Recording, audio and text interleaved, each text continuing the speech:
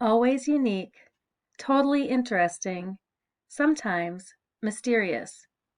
I don't know where I first saw this, but I've always liked it as it reminds me of all children, not just children with autism. As we study autism and some of the characteristics, I want to remind you that every person is unique and different. Autism is called a spectrum disorder, as there is such a range of characteristics and severity. Take a moment to look at the chart shared by Autism Speaks using the CDC or Center for Disease Control data. What are your observations about prevalence rates?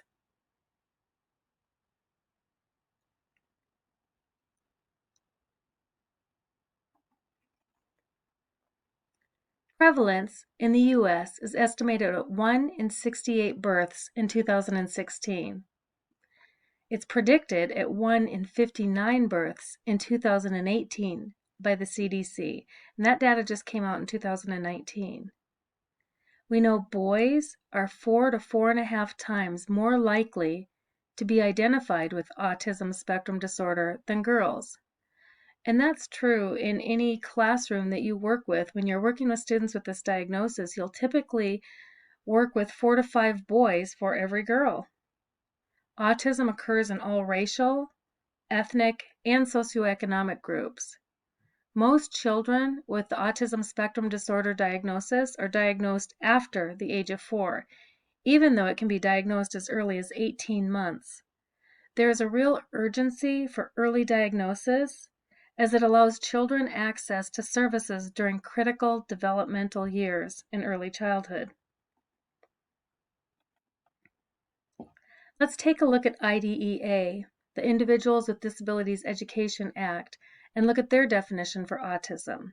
They define it as, quote, a developmental disability significantly affecting verbal and nonverbal communication and social interaction, generally evident before age 3, that adversely affects a child's educational performance. Quote, we're not quite done, but I want to stop here for just a minute and take a look at developmental disability. That term means that symptoms must begin in early childhood. They may impact everyday functioning, and they typically last throughout a person's lifetime. However, the symptoms may not be recognized fully until there is an increase in the social demands. Continuing on with the definition from IDEA, quote, other characteristics often associated with autism are engagement in repetitive activities, stereotype movements, resistance to environmental change or change in daily routines, and unusual responses to sensory experiences.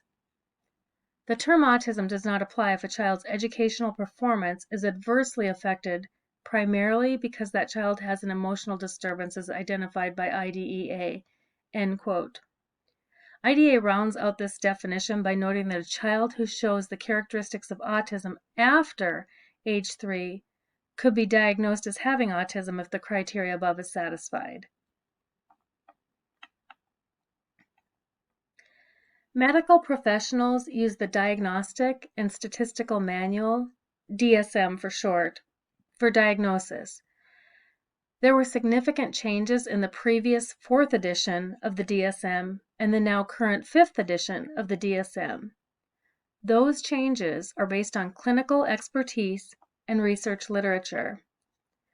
Diagnosis, according to the 5th definition or 5th edition, is now called autism spectrum disorder. There are no longer subdiagnoses.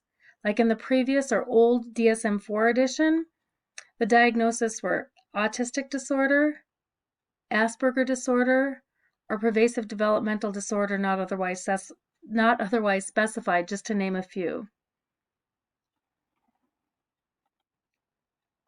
What IDEA and the DSM, or Diagnostic and Statistical Manual, have in common are the 3 core pieces. Challenges with social interactions, which is sometimes called social reciprocity. Communication, which is also sometimes referred to as communicative intent, and behavior, repetitive activities, stereotype movements, resistance to change, and unusual sensory responses. The Center for Disease Control and the National Institute of Mental Health are two exceptional sites with a variety of additional information, such as signs and symptoms, diagnosis, treatments and therapies, and even causes. To learn more, check out the hyperlinks to each. Next, I want to take a look at the cognitive and academic characteristics as outlined by the Friend textbook.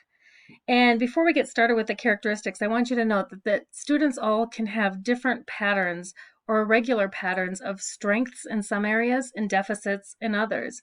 Some of these may be real significant challenges for some children and others not as much.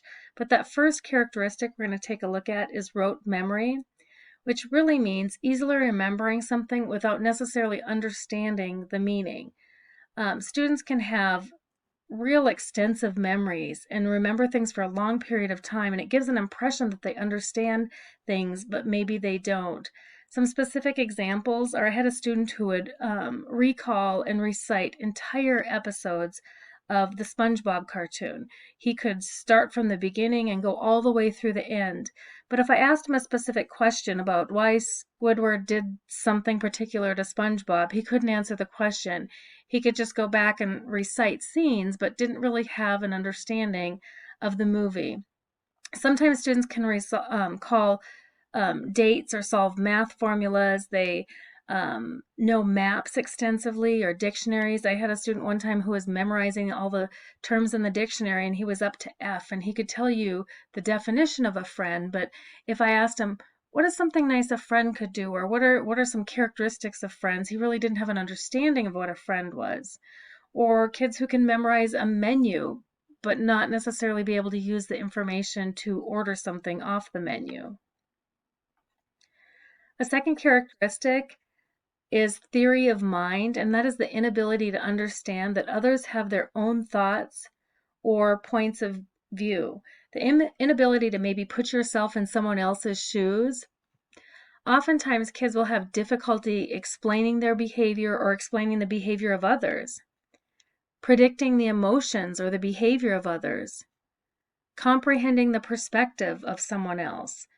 For example, if I like chocolate pudding, everyone should like chocolate pudding. And just really, sometimes people think it looks like someone being really self-centered, but students really will sometimes have a difficulty understanding the perspective or the emotions or thoughts or feelings, or even reading facial characteristics and emotions and feelings in others. This can make conversation very, very difficult. It can make it difficult to distinguish between facts and fiction. A third characteristic is difficulty with problem solving, or those problem solving skills can be significantly limited. They may know how to solve a problem, but they've only got one strategy that works, and sometimes that strategy might work great in some situations, but not so great in others. It becomes more difficult when the problem becomes more abstract, or when it has to deal with interpersonal situations. Let me give you an example. If a child's unable to find his toothbrush, so he completely just stops brushing his teeth. He doesn't problem solve trying to find his toothbrush that's misplaced, or even ask his mom for a new one. No toothbrush just simply means no brushing teeth. I once had a student who used to take the same route to school every day. It was part of their daily routine to call out. He would be in the car with mom, and they would call out or review the 9 same landmarks every day they would pass on the way to school. They did the same thing on the route home, only obviously in reverse order. One particular day, he and mom were driving in the car to school, and there was a road closure. So mom had to take an alternative route, which was such a big change in that child's routine, and he wasn't able to understand that by going the other route, they would still get to the school. It caused a pretty significant meltdown to where she had to pull the car over and stay on the side of the road for a half hour with him to calm him down to be able to get to school. So even though mom reassured her son there was an alternative route to school, and tried to calm him. That change in routine and that inability to problem solve, that we are still going to school even though we're taking a different route, can cause a significant amount of difficulty. The last characteristic that I wanted to note is motivation. It's not a cognitive or academic characteristic in the 5th edition. However, it was in previous edition, and I still think it warrants mention. It's a critical component to share. Typically, students will be motivated by or interested in only a small number of real specific rewards or activities. Sometimes they can be really challenging to identify, and other times it is readily apparent what that motivator is for students. Sometimes it may not necessarily be appropriate, and the other tricky thing is it can change on a dime. Now, sometimes people look at these as negative things, but really these motivators can be used in a real positive way. Let me give you an example for some of the items I have on the screen here. Mark, one of my students, was really motivated by red items. It really didn't matter what the red item is. He just loved items that were red. He'd come in the classroom in the morning and almost case the classroom searching for red items. Since they were so highly motivating, we used them as positive reinforcers. Mark had a lunch on a red plate. He drank from a red cup. And when he completed each task or activity, he had the choice of earning either a red Lego or a red stamp or time on the swing. His face would beam with the most beautiful smile every time he earned a red Lego or a red sticker. If the sticker was a different color, he had no use for it, but if the sticker was red, it was highly motivating. Other children may be motivated by things like lunch with a teacher or, any sticker, but Mark was motivated by red. You might ask, how could red be an inappropriate reinforcer or motivator or item? Well, we had to leave smocks outside of our classroom with a note on them. As we often had visitors, if someone came into our classroom with a red shirt on, it was almost like a trigger for Mark, as he would be so drawn to that shirt, it would make it really uncomfortable for the guest visiting, as he would pull on the sleeve or be so distracted he almost couldn't focus on a task. So we asked guests that happened to wear a red shirt that day to simply put on a smock so as to not be such a distractor. But motivation can be a real positive reinforcer. Certainly you don't want a child swinging all day, but oftentimes they will complete tasks just like most kids. It's great to have some of those extrinsic reinforcers to have them work towards or earn when they are working on schoolwork or on behaviors.